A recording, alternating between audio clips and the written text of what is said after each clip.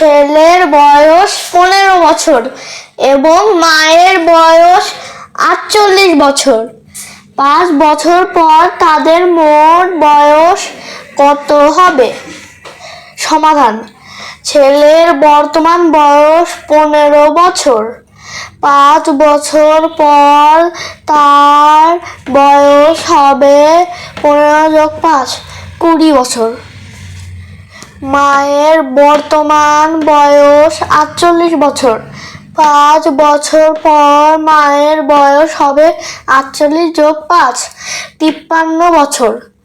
তাহলে 5 বছর পর তাদের মোট বয়স হবে 20+53 73 বছর। ছেলের বর্তমান দুটো লাখ বড় করে লেখা যায় না? বর্তমান বয়স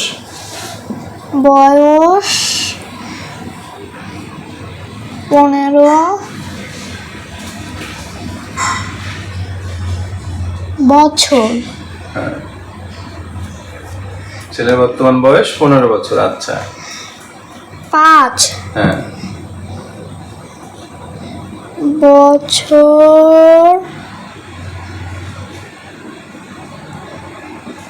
পর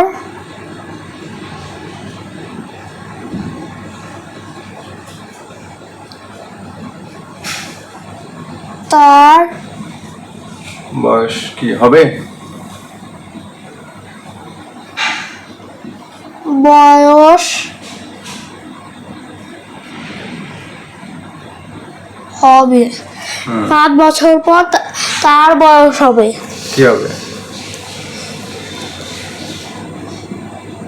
15+5 সমান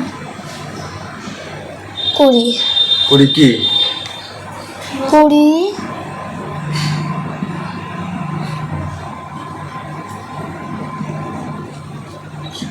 বছর। এটা দাঁড়িয়ে দে।